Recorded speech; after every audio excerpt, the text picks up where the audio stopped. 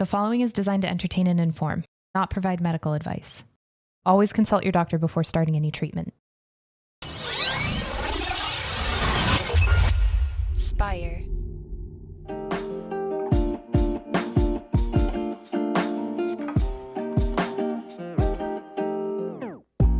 Welcome back to the Kidney Stone Diet Podcast, the show about reducing your kidney stone risk and living your best life. I'm your host and fellow student, Jeff Saris. And I'm Jill Harris, your kidney stone prevention nurse. We are back at it again with another episode and question. I do really like being in person. It's so funny. It's so different because we don't do it this way. So I'm like always thinking about everything a little bit more, just how it sounds and how it's working out. But yeah, it's fun. I like it. Yeah, we can never hug across the computer like that, but it's so nice. It's so nice to be in person. It is a lot nice. Of fun. We love it. Yeah, and I love seeing your place, and it's a great neighborhood. And a beautiful day, finally. And I know we're starting with weather again. I'm sorry. I know, but God, there's so much to talk about in Chicago when it comes to weather. It's like one day you're in a bikini, the next day you're in a Sherpa. So, I mean, it's ridiculous. I mean, my whole line of Sherpas. But I think we will... Should we dive right in to this week's question? This is a good one from Lori.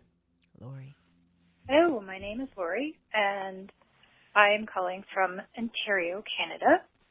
Hi, Jeff and Jill. I loved your pictures posted today.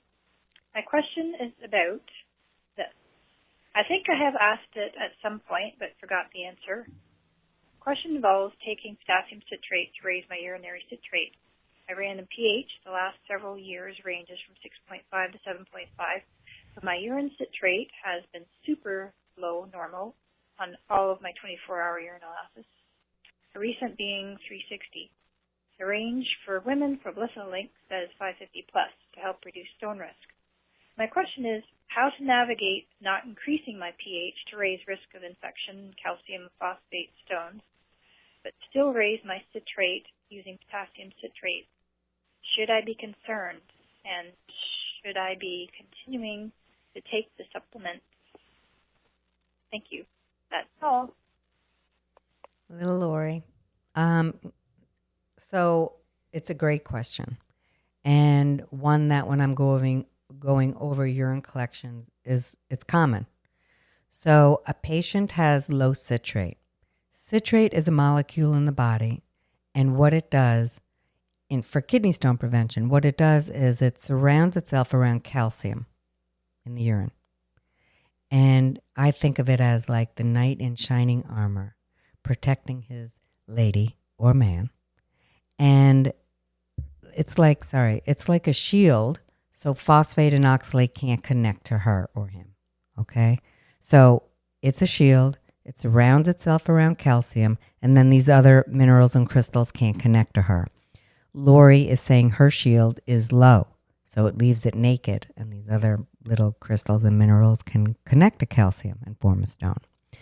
So people are put on potassium citrate. When we are put on that, the doctor will say, look, I'm looking at the urine collection, the citrate's low, we're going to bump you up with potassium citrate.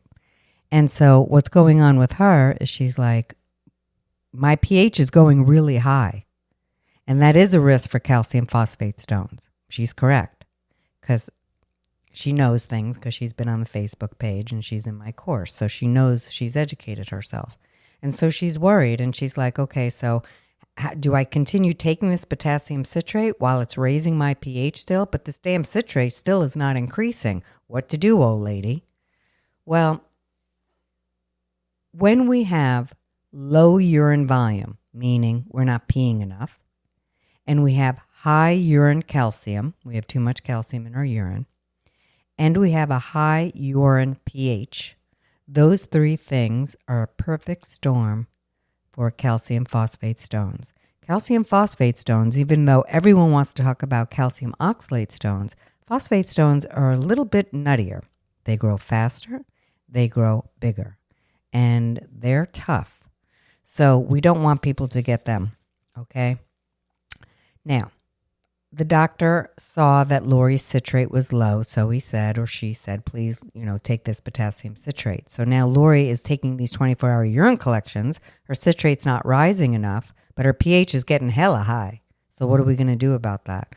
The doctor can say, you know what, we won't care about the pH so much because your urine calcium is fine. Whether Lori's is or not, I don't know. But if the doctor's looking at a urine collection, he's going to look at all those things. Okay, I see your urine pH is high, but it alone is not a risk factor for calcium phosphate stones if you're peeing enough, because that's protective, and your calcium is where it needs to be. You don't have too high a urine calcium. So if those two things are fine, the doctor may not care about the urine pH so much. If those two things aren't fine, or one thing isn't fine, her calcium phosphate stone risk will go up. So what to do? Because her urine citrate is still on the lower side. Okay, and this is why I say these urine collection consults I do, they're complicated, people. They're complicated. And so I hope you can follow this.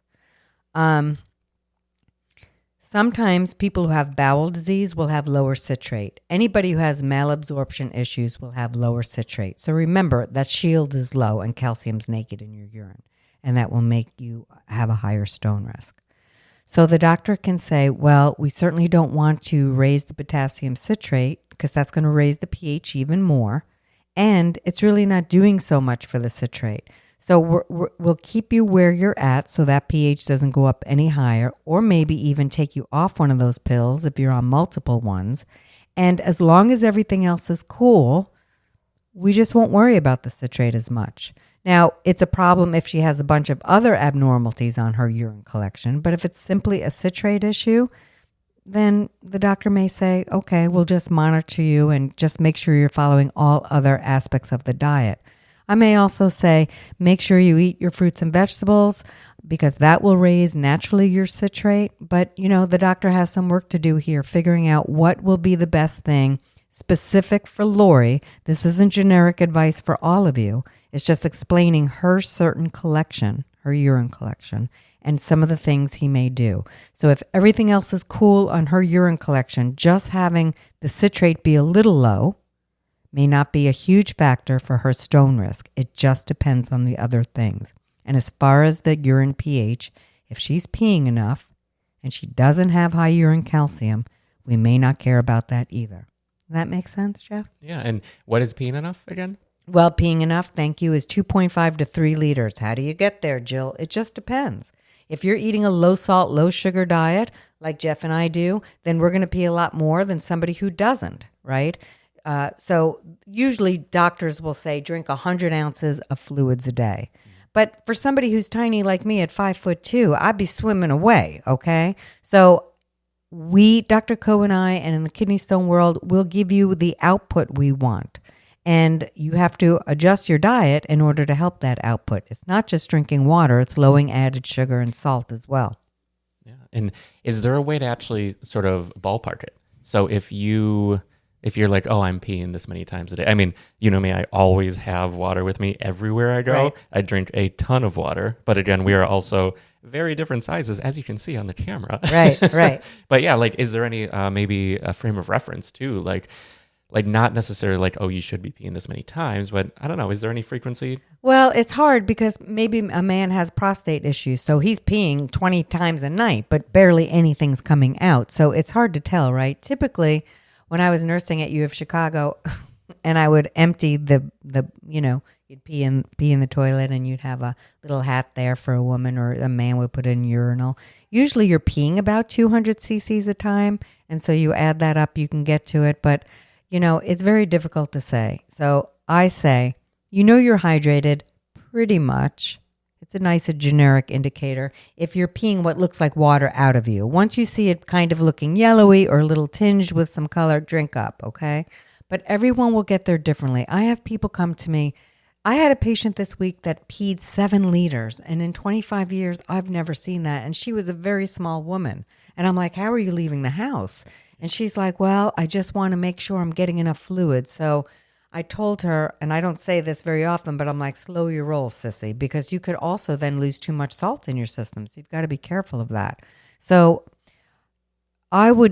if I were saying anything, I would generically say drink at least 8-ounce glasses of water. 8 glasses of 8 ounces of water. 64 ounces a day, that's your minimum. You should be, I would say on a ballpark, would be 80 to 90 ounces of fluids a day.